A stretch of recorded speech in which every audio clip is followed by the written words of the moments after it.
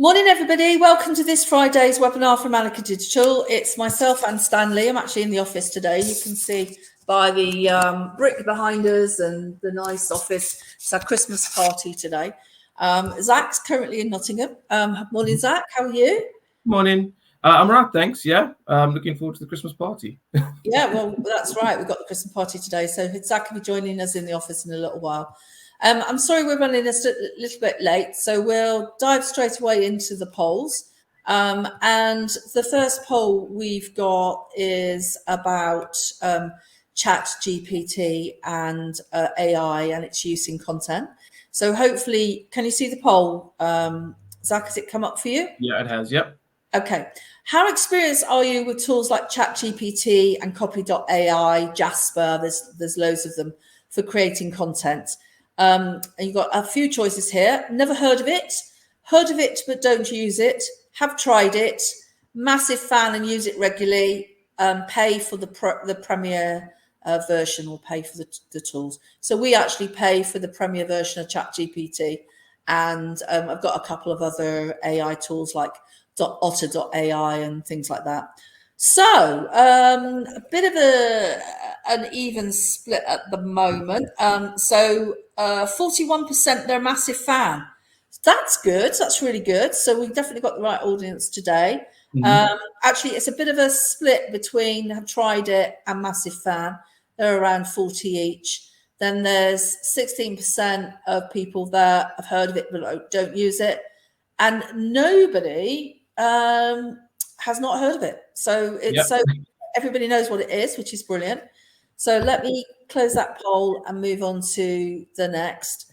I think it's probably only the Annika team that have paying for it. Okay, so how optimistic are you about the future of AI and my role or your role? I'm not sure. I don't think it will have a big impact on what I do. It will be a tool that will help me. It could change everything that I do and how I work in a good or a bad way. So it doesn't matter whether you think that's a good or a bad thing. And then final one is I'm really worried that it may even take my job and I might have to end up doing something completely different. So you can click on more than one if you want, because I think you could be worried about your job, but you could use it as a tool as well, I guess. So at the moment, it's a 50-50 split between it will be a tool that will help me. It could change everything that I do in either a good or a bad day. Wait, maybe we should get people to write in the chat whether they think that's a good or a bad thing. Because I should have probably specified that. Excellent. Okay, so what's going to happen now is I'm going to pass over to Zak, who's going to introduce himself. I will disappear and I will try and answer some questions in the chat if I can. And there's a couple of the other members of the Annika team lurking in the background as well. And we'll send the recording out in a couple of hours. I will return about 10 to 10 just to help with any questions at the end. So over to you, Zak. Good luck and see you in about 50 minutes. Thanks, Anne. Good morning, guys. Thanks for joining me today. I appreciate it. It's sort of been a while since I've done one of these. I think the last one was back in April. But sort of in this webinar, I'm going to take a look at everyone's favorite topic, ChatGPT. Like that poll, it's unsurprising that everyone's basically heard of it by now, especially with AI tools exploding in 2023. It makes 2024 quite an exciting year. Just because we're not sure, basically, what can or will happen, really. Those of you who attended my last webinar may remember the topic also being fairly similar. However, we're going to do it a little bit differently today. Not the video. Sorry. What's happened there? Share screen. Your slides have gone. There we go. Yeah, I don't know what happened there. It preloaded a video before it was time. So we're going to do a little bit differently today. We're going to start with sort of a little bit of speculation, a little bit of narratology, and sort of some ideas for you to explore in your own sort of ChatGPT experiments. But before we get into that, please allow me to introduce myself. So my name is Zak Averre. I'm a senior content account manager at Annika Digital. I've been working in content marketing for about 10 years, with a few years in between teaching English abroad. I sort of started my career post-university at Saatchi & Saatchi in Cape Town, before taking off a couple of years to go teach abroad, and then end up moving to the UK at the end of 2017. I've been at Annika for over 2 years now, I believe. And I've had the privilege of to work on a wide range of projects and sectors, including e-commerce, the medical sector, logistics, that sort of thing. With agency work, that's generally the most exciting part, is the different types of clients you get to work with and things like that. This has really helped me because my interests are sort of in communication, with a particular fascination regarding narrative theory. It has always been something I've been really interested in, and the philosophy of meaning, really, at the end of the day. It's a part of the job I really enjoy because it's so core to what we do. It's understanding how we make meaning, how we communicate on a daily basis. So this presentation is sort of an amalgam of all of these disciplines, and it's kind of designed to probably give you more questions and answers. So apologies in advance. Just back to Annika, sort of the background. As a multi-channel service provider, we sort of combine everything: paid, organic, design, PR services, to meet the needs of clients and provide support across digital marketing spectrums. Based in Leicester, we've sort of won a bunch of awards with a data-driven approach that's sort of come to define what we do. And it's something I've come to appreciate more as I've been exposed to the more technical sides of the business. It's also sort of allowed us, to win some amazing clients and work on some interesting projects. And it sort of has in part inspired what I want to talk about today, really, namely with access to tools like ChatGPT and working with clients that want to work with the same sort of tools. It's given me the space and the time to sort of look at it, consider it, how best to use it, that sort of thing. As our offering, we sort of offer single channel as well as multi-channel services. And we bring these together to create solutions that are sort of unique to our clients' needs, services including PPC, SEO, PR, e-commerce, etc. This approach has won us some plaudits, including most recently prizes for paid and social campaigns. As you can see, there's Emil and Ed, very proud of what they've achieved. But without further ado, let's get started, shall we? So, first, I want to start with a brief look at sort of the state of generative AI and LLMs in 2023 and what the future may hold for this technology. Just sort of as a primer, throughout I may refer to LLMs, and that sort of refers to large language models on which tools like ChatGPT are built. AI, I may use more interchangeably, has become a sort of a hold-all to refer to any sort of application that uses generative AI. So if at any point I'm using AI or LLM, that's sort of what I mean in it. So unsurprisingly, AI is seen as sort of the silver bullet that will fix everything. Names like ChatGPT, Odin, Midjourney, and many others, they've sort of been in the headlines all year and look set to stay there for a while. I think especially in 2023, it seems to be a big year for it. This year has seen a lot of testing, especially from global names with the resources and time to do so. But 2024 looks set to be the year the dam breaks, as we sort of witness AI flow into every industry and role. It may be, sort of trickling in at first, but I reckon by end of 2024, everyone's going to be working with some form of AI. Companies like Goldman Sachs, for example, predict AI tools will explode in 2024 as the success stories from early adopters trickle down to SMEs and the more reserved multinationals. This won't happen overnight, of course. It will take time for LLMs and automated systems to become more advanced. However, they do predict, Goldman Sachs, in the next 10 years that the global GDP will improve by 7% as a result of AI, which is pretty massive. And with it, cause a shift in the way that we work, both through improving current roles and potentially displacing others. Much like technologies before us, like the printing press or the cotton gin, it's just a matter of when, not if, really. I've also mentioned Odin and a few others there, but there are plenty of alternatives as the market sort of proliferates. In fact, service providers such as AWS, Amazon Web Services, actively promote the use of their cloud services to develop your own AI tools. They're really, really keen to see, sort of people tinkering and trying different things and creating solutions. And it's sort of this ground up approach that may see it, loads of the market explode with more opportunities. I probably should have said this at the top too, but just a disclaimer that I am by no means an AI expert. I have worked with the tools and I've read a lot about it, but I think there's still a lot of unknowns. So just keep that in mind. However, in everything I've read and worked with, I've seen smaller applications become successful at first, at least in the short term. There is no sort of panacea yet. There's no all-encompassing answer to everything you need, Bespoke solutions so far are still the most reliable and make up the majority of success stories.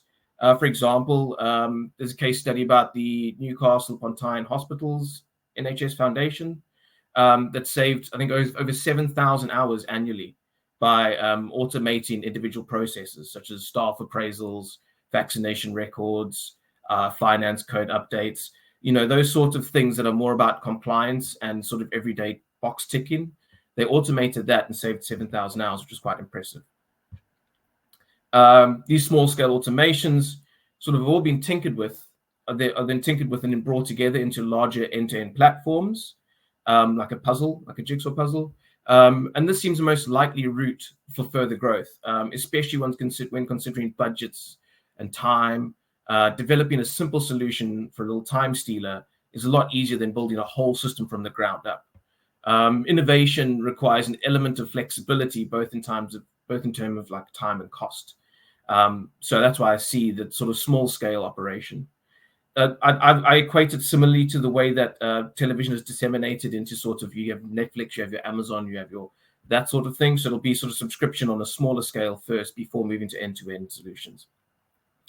I'd say though too that this tinkering and initial success has also brought along with it a need to address the skills gap, sort of, and productivity concerns, and will probably lead to more positive press for generative AI as a growing community of automators develop, which we'll touch on later in the form of citizen developers. So now I've sort of laid the land and introduced the milk and honey paradise that is AI. Allow me to play devil's advocate for a little bit. I'm in Nottingham, which I believe is sort of the home of the Luddites, so it seems only fitting that I now rail against it. The first and foremost, in the form of narrative. Narrative is an interesting topic. Current tools such as ChatGPT just aren't at the level of human writers yet.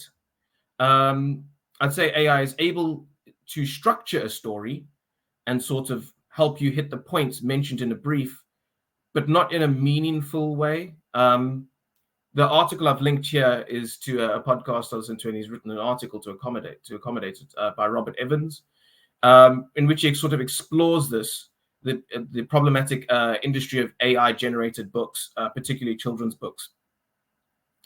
Doing a deep dive into sort of this world of online guides and sort of teaches you how to use AI to write children's books quickly and efficiently.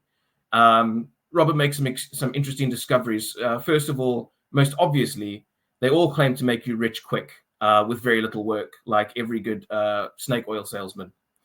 However, beyond this, Robert investigates the stories they write and how the meaning isn't in the words they put on the page, but rather the space you create for the reader to make meaning.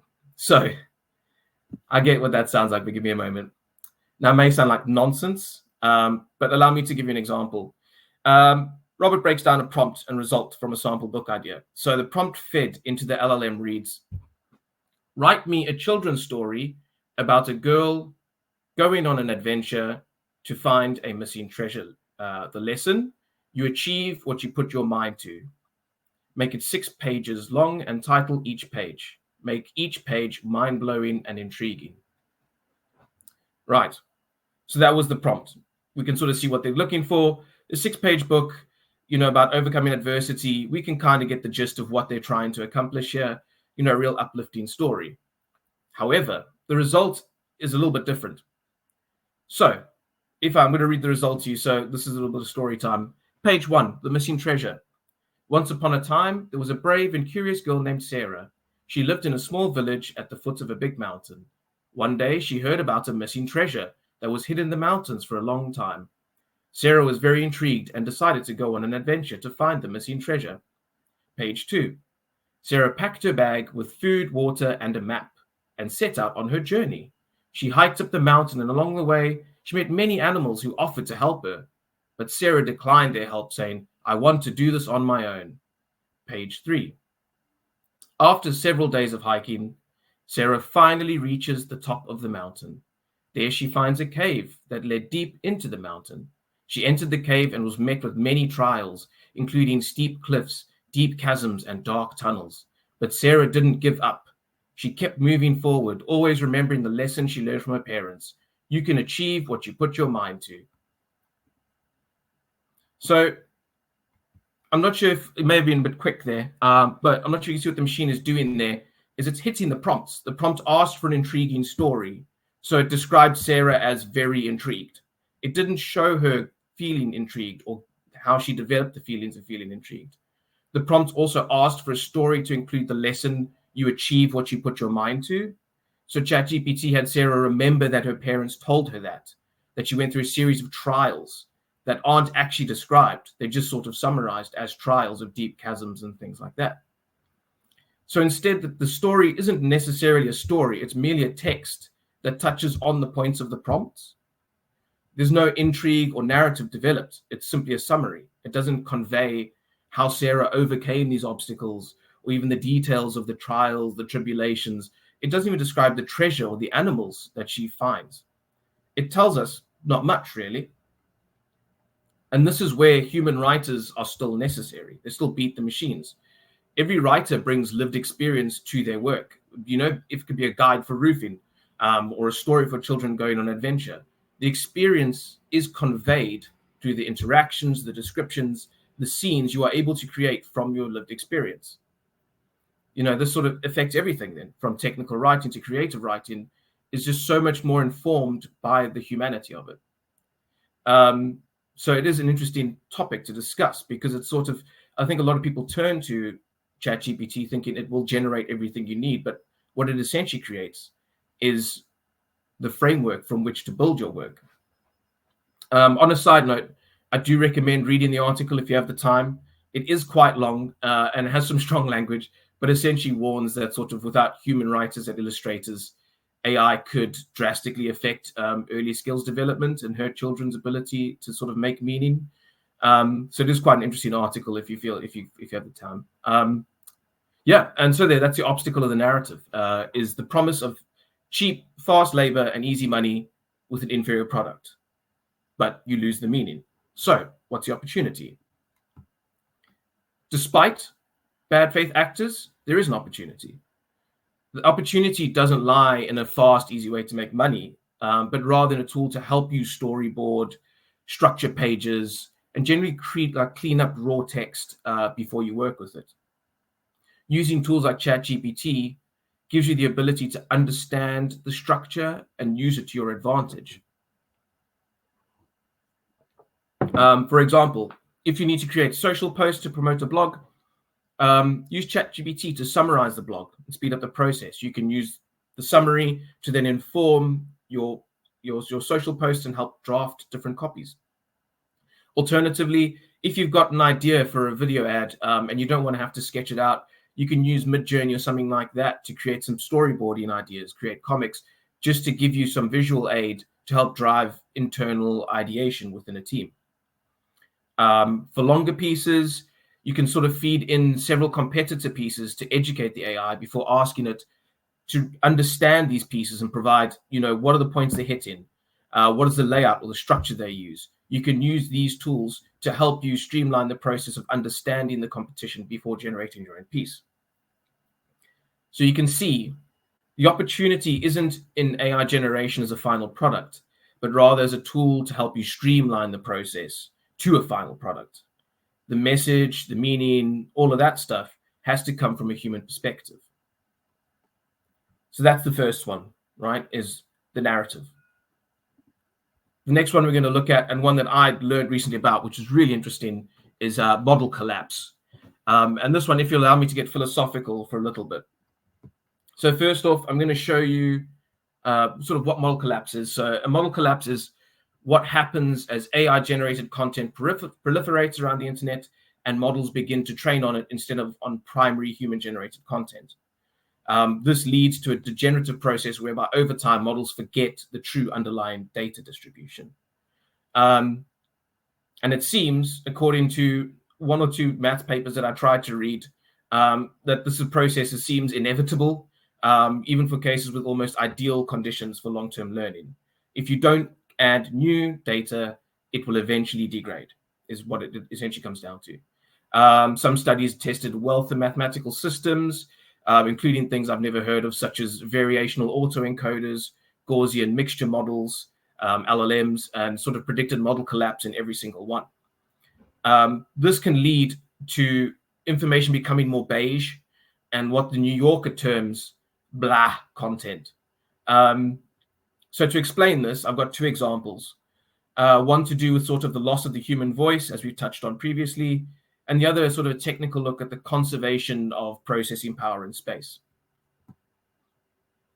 So you may want to adjust your volume for this next part. I'm going to play a sort of a 2-minute clip from this YouTuber named Look Mum No Computer. It's sort of his version of an experiment by Alvin Lucier called I Am Sitting in a Room, but I'll let him explain it. I will ask, if you don't mind, just pay particular attention to the little oscilloscope in the corner and look at the wave patterns that form. Gurpreet, do you want me to hit play, or do you want to present that bit? There we go, thank you. So I've been wanting to do this video for quite some time now. It's inspired by Alvin Lucier and his famous sound art piece, I Am Sitting in a Room, where he was, well, sitting in a room. He began by narrating the process and the concept for the piece he was about to make. And then on the other side of the room, there was a microphone hooked up to a tape machine. He then played that recording through a speaker placed where he was originally sat, and then recorded it at the other side of the room again. He repeated this process until the resonant characteristics of the room started engulfing the original recording of his voice. A room within a room within a room within a room within a room within a room. It's kind of like Inception, but less Leonardo DiCaprio, more drum machine recordio.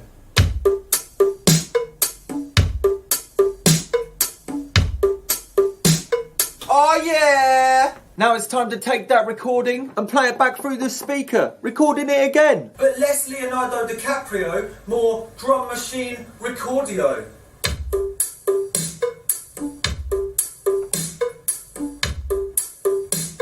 Oh yeah! And then we're going to repeat the process over and over again and see what happens. But less Leonardo DiCaprio, more drum machine recordio. Leonardo DiCaprio, more drum machine recordio. Less Leonardo DiCaprio, more drum machine recordio. Less Leonardo DiCaprio, more drum machine recordio. Less Leonardo DiCaprio, more drum machine recordio.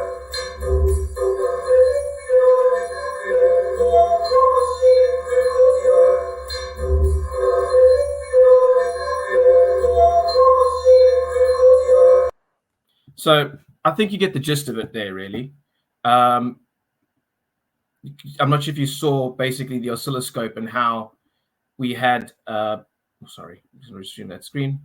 The oscilloscope and how the sound waves sort of degraded over time. I do recommend watching the video if you get the chance. He goes on to try the same experiment in a church with better acoustics, and you can sort of see how the experiment brings out the characteristics of the room. But I digress. The oscilloscope portrays what happens as AI voices reference one another over and over again.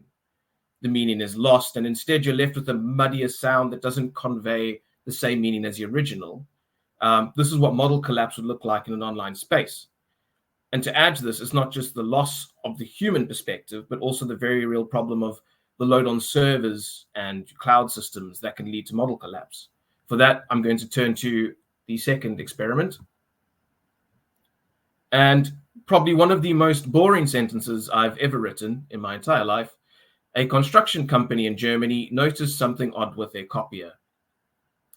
Essentially, a construction company in Germany noticed errors in the dimensions of the photocopies of photocopy blueprints. They discovered that their Xerox machine used what's called lossy compression to save space and speed up printing. What this means is they put a plan for a building with 3 different rectangles of varying dimensions into the copier. The Xerox machine sees 3 rectangles, and instead of copying the correct room sizes, copies one and makes all 3 rooms the same size. The machine hadn't done anything wrong, though. The machine done what it was programmed to do.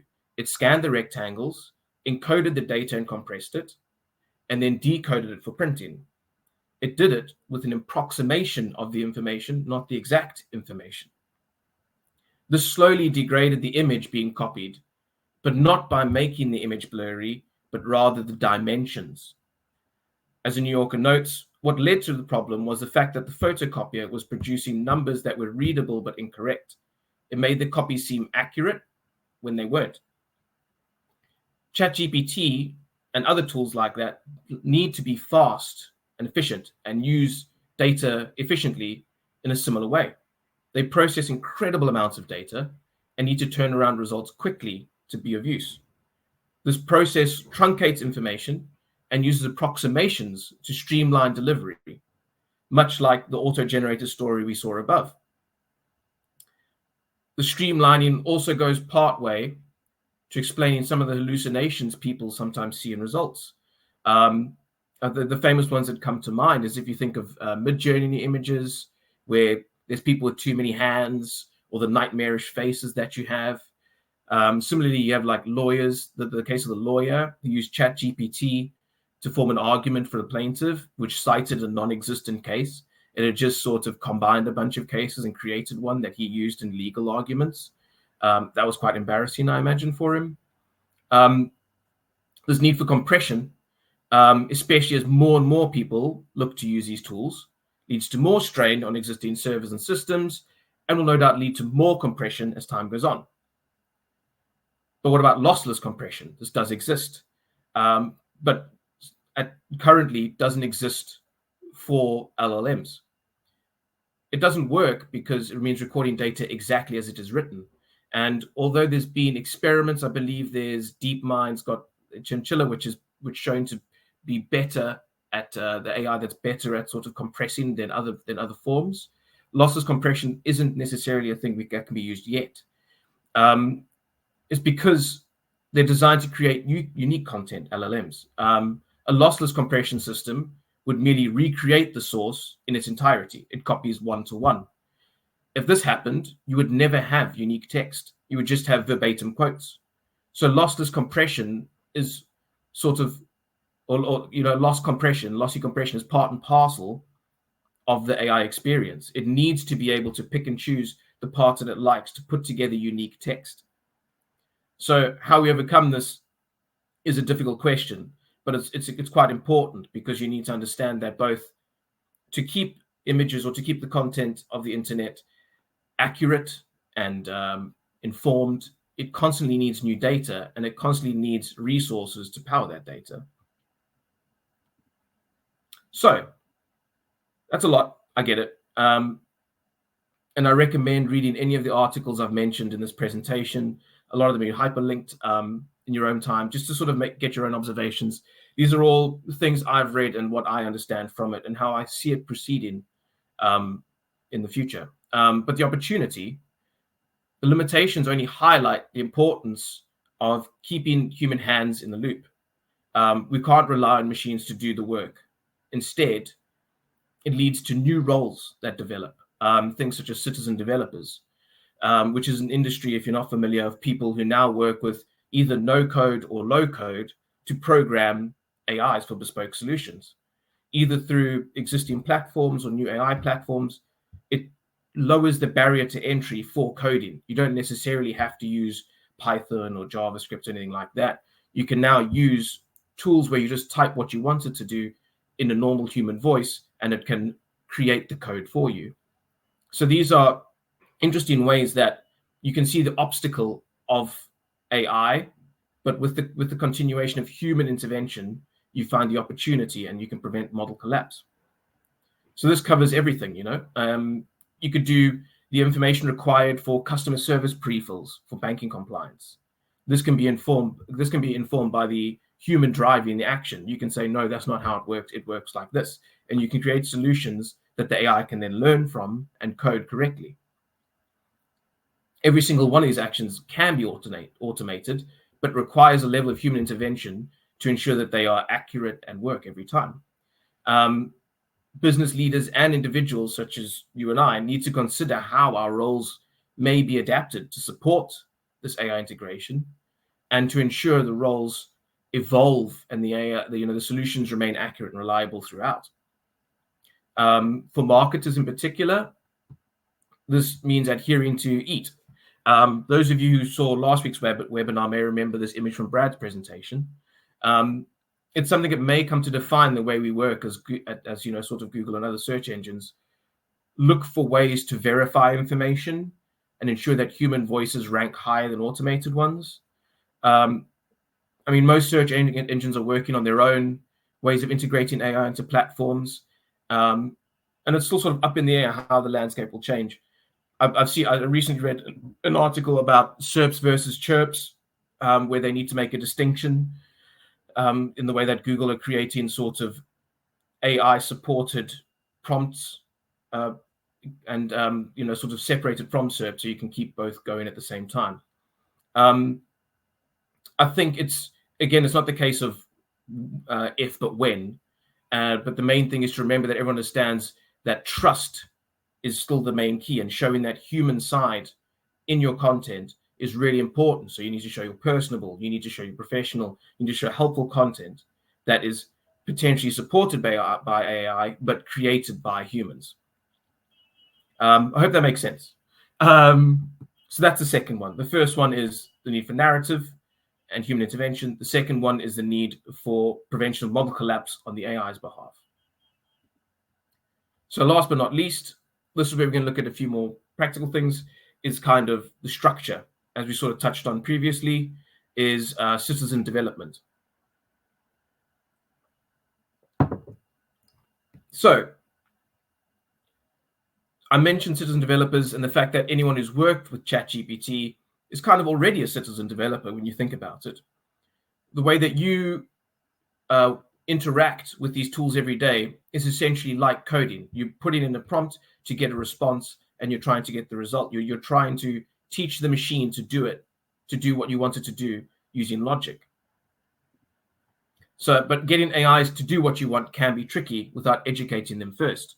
Without context, without strict rules, they tend towards general statements, as we sort of covered, that lack meaning or insight. And at worst, they can be full of misinformation or biases that can impact your marketing efforts.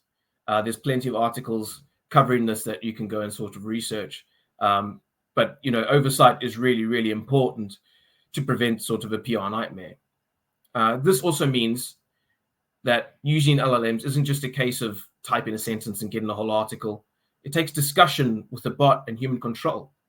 For example, this is really simple, but something I learned in some of our early experimentation with a colleague named James was, as I watched him use ChatGPT, I never really realized that you could just have a whole conversation with ChatGPT before getting the result. It sounds really stupid, I know, but I assumed you had to put in one prompt and then that's the result. That's all you get.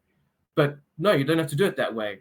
James spent a good 10, 15 minutes, communicating with the bot, providing information. This is the industry. This is the topic. This is what we want to cover. Do you understand? Let me know if there's anything you're unsure of, that sort of thing. And had a full conversation with ChatGPT to ensure that it had been trained on the topic and what he wanted it to cover before asking it to proceed. That's something that took me by surprise, and it really shouldn't have, but it did, because it's such a new technology.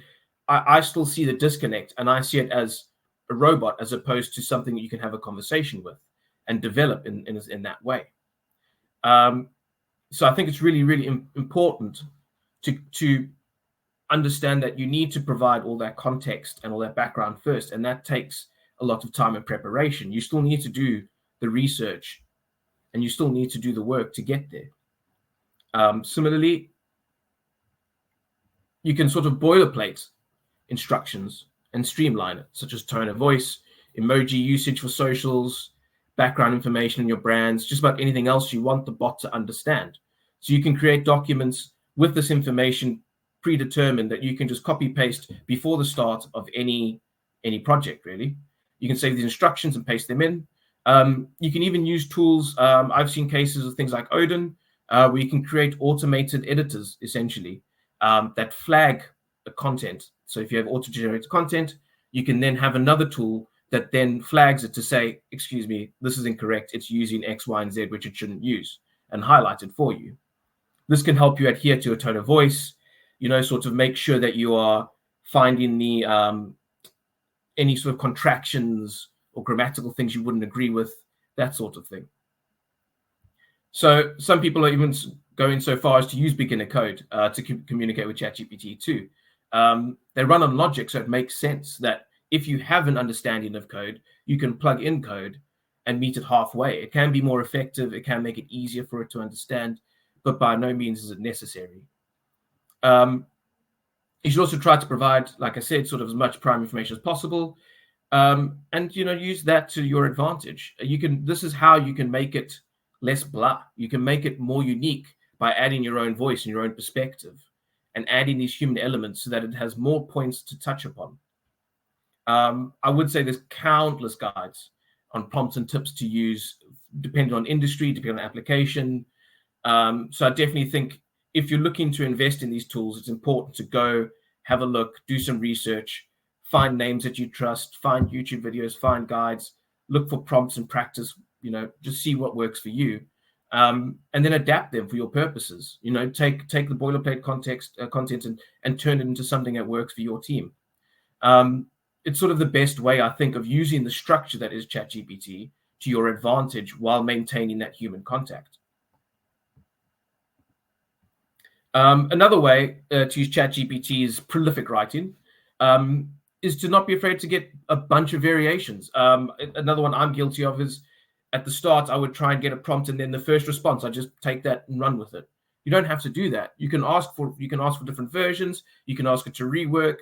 You can change it up. You can change it by focus, change it by prompt, change it, by temperature, which is my personal favorite, to add a bit of creative flair.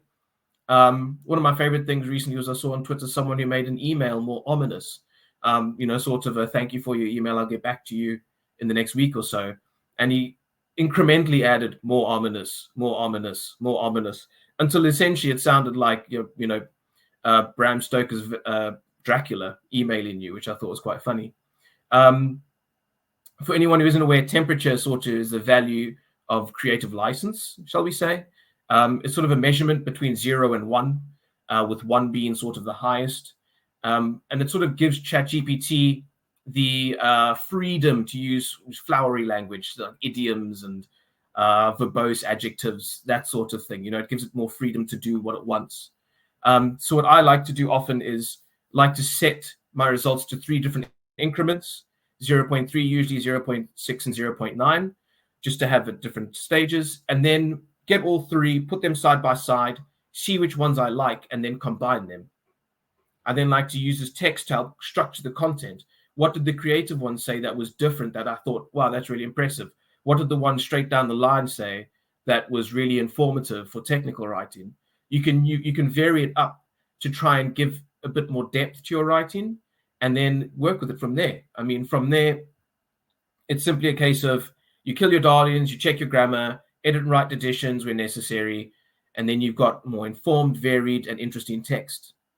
So it's just those sorts of little tricks and tips that I think really make it useful. So it's a bit shorter than usual, but so in conclusion, I've sort of got 3 takeaways for you to explore in your sort of adventures with AI. I understand there's been quite a lot. We've gone from, narrative theory to model collapse to, just structural elements. So there's quite a bit to look at there. And I do implore you to sort of have a look in your own time and read some of these articles I've linked. Have a look at what's coming up to make up your own mind. But in conclusion, the things that I've taken away is we need to ensure there is always a human touch to convey meaning, to avoid the issue of content becoming a summary of the brief. You need to avoid model collapse and the threat of blur content by adhering to EAT principles and writing content that is informed by expert insight and opinion. And we need to standardize and practice prompts and structures to streamline the process so that you can get that productivity boost that's promised by the likes of Goldman Sachs. Without putting what you've learned into practice, it's pointless, really, at the end of the day. So those are the 3 things I think you should take away. You could take away from this, really. I know there's a lot of questions, and hopefully I haven't made you, fear mongers of AI. It's more a case of getting a lay of the land and deciding what is important. But those are the 3 things that I would say are probably the most important things to take away from this. But yeah, thank you so much for your time in allowing me to speculate, even though I'm not an expert, and get a bit metaphysical with it. Let me know if you've got any questions. I'll answer them as best I can. But I do recommend reading the articles if you have your own time, as there are people much smarter than me who have, sort of covered this topic. So other than that, yeah, I'd love to hear your thoughts and how you think 2024 is going to be influenced by AI.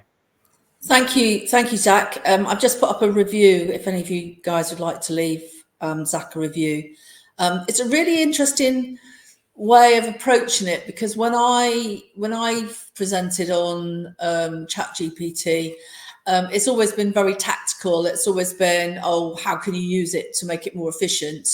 Whereas actually what you've been looking at is more the theory of how to create great content and the implications that if we could go into this downward spiral where you're talking in an echo chamber where everything on the web is just content that's been recycled. So I think it's a really interesting approach that you've taken today, and some brilliant examples. So the feedback's been very interesting. Not very many questions. Yeah, like I say, you're probably going to develop more questions as a result of it, so I apologize. But it's just interesting to think about, because I think, like you say, Anne, it's not so much sort of tactical or strategic. It's more a case of this is what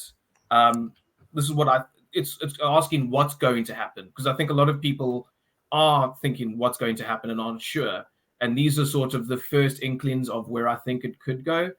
So it's by no means set in stone. I think the future can change and everything will change. And it'll probably be a lot more boring than I've made it seem, and a lot more mundane. But it's just interesting to postulate and think about these things.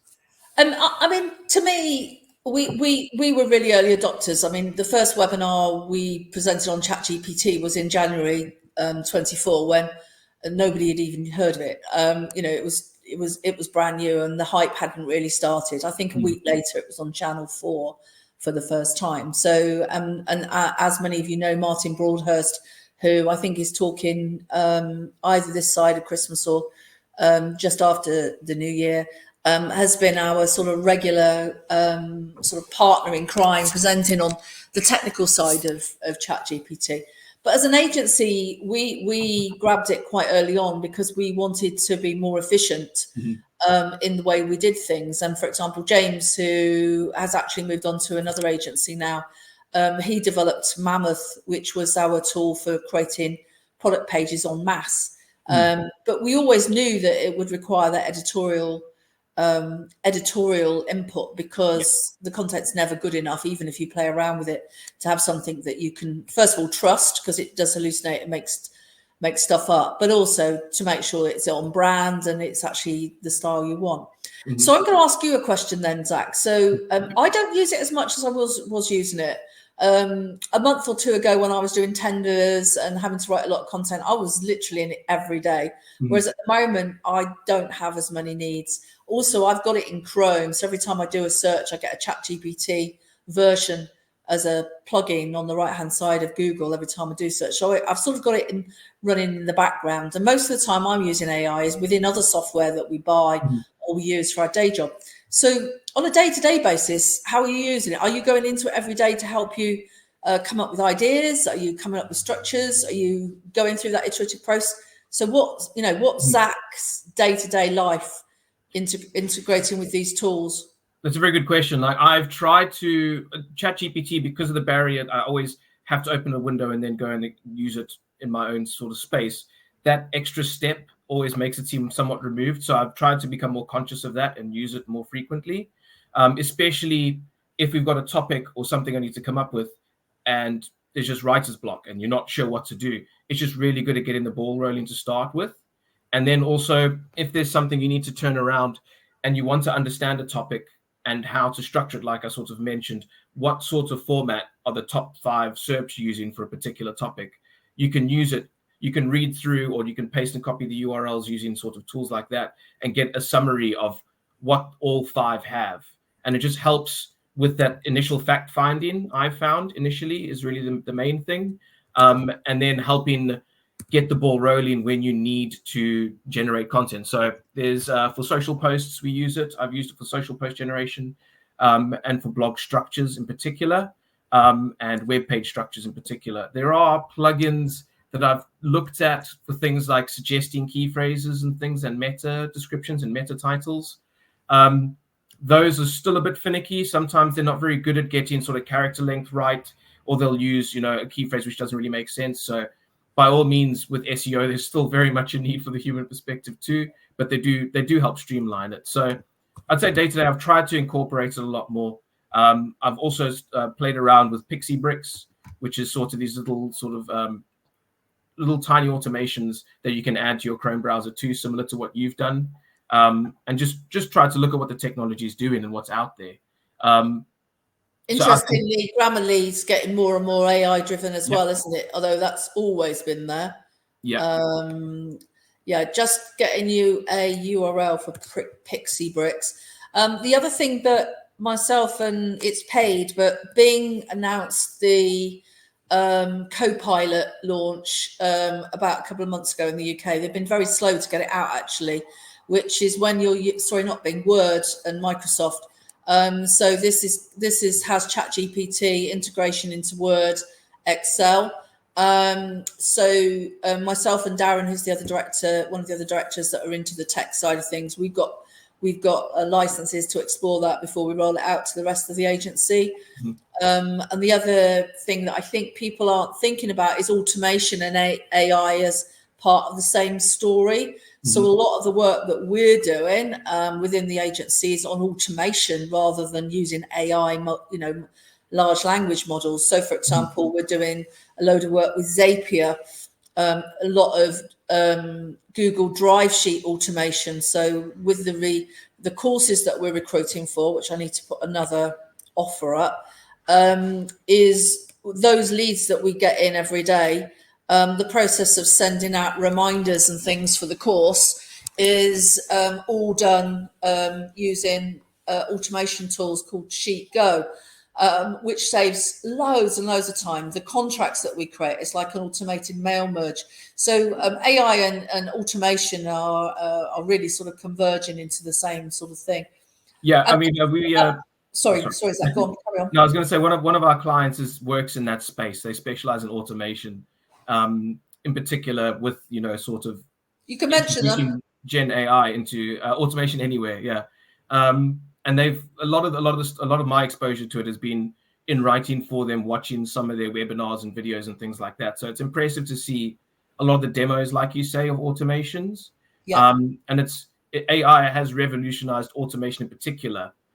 Because it's just opened up so much what they can do, and like some of the names and things they've worked with is really impressive. The thousands of hours it saves and the amount of money it saves is really, really impressive when you think of the impact AI can have on automation to get over the initial problem and help provide a solution much quicker. Yeah, I think that's really interesting for the UK economy because our productivity is really poor compared with a lot of other countries. Yet we've picked up on this. But the interesting thing is how, unless you're a marketer, how few people are aware of ChatGPT, and how the general uptake of AI and automation outside of marketing and certain other sectors, you know, education and law are other quite high users. But other sectors, sort of more traditional manufacturing things, are much, much slower.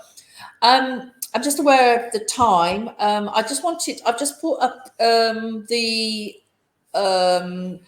offer, the call for action for the digital skills boot camps, or the basically called the skills boot camps in digital marketing. We've got a couple of places left in Lincoln for January start. That's Greater Lincolnshire, and we've also got a lot of places in Leicestershire. We've actually recruiting over 100 people in Leicestershire.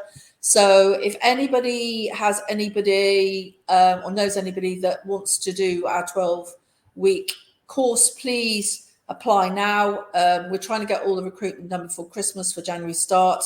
Nottingham Derby's already full. Norfolk and Suffolk's already full. So there will be a waiting list for those. But at the moment, Leicestershire and Lincolnshire are still available. So if any of you know anybody, we are still looking. And if you are an employer, you can, most SMEs pay around somewhere between £200 and £300. If you're a larger employer, employing more than 250, you can, it's 3 times that. I think that's everything. There's an interesting comment from Brad. He talked about, he talked about the fact it's the quality of the data in. Mm-hmm. I mentioned in the chat that Gemini was launched yesterday, which is another Google product.